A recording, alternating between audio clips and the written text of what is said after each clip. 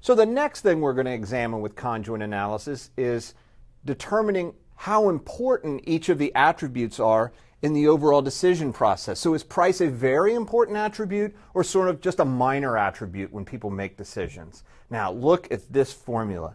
This is big and ugly, but it's actually quite intuitive. I bet you figured out by now that the difference between the effects or the utility levels tells you something about how much more or how much less people prefer a particular level of a given attribute. That's true. It's also true that you can look at the spreads between the highest and the lowest preferred level of any different attribute, and those spreads will give you an indication of how important the attribute is all in the choice process.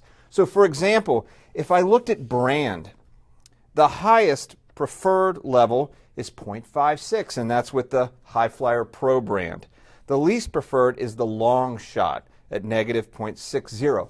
Suppose instead of 0.56 and 0.60, all those numbers were very close to 0. What that would mean is it doesn't make much difference one way or the other which brand that you choose. People don't really care. It doesn't add a lot to utility, and it doesn't subtract a lot from utility.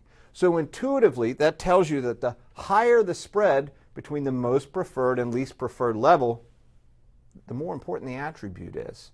So how do we do that mathematically? Typically in conjoint analysis, the ways that's done is to take any individual attribute, let's call that attribute K, it could be any attribute, and look at the value of the most preferred level, so for brand that would be 0.56, and subtract from that the value from the least preferred level.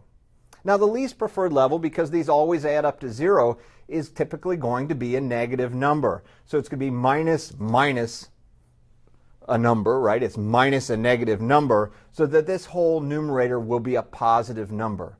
That's the numerator. What's this in the denominator, this big ugly summation? That's just the sum of the spreads of all the different attributes in your conjoint analysis, including the attribute that was included in the numerator. So in our output, this would include brand, it would include the spread for distance, and it would also include the spread for price. So let's take this big, ugly, messy looking thing and apply it to some data.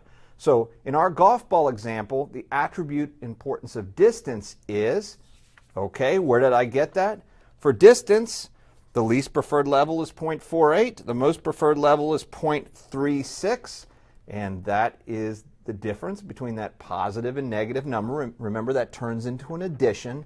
And then in the denominator, you have the spread for the distance.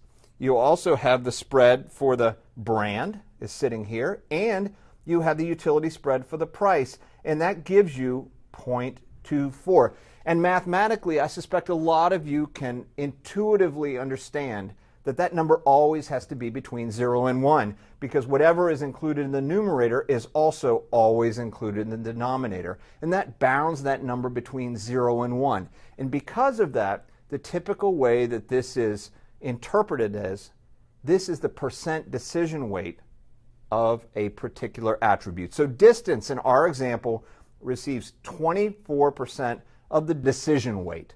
So it's not real high, it's not real low, it's just kind of somewhere in the middle in terms of attribute importance.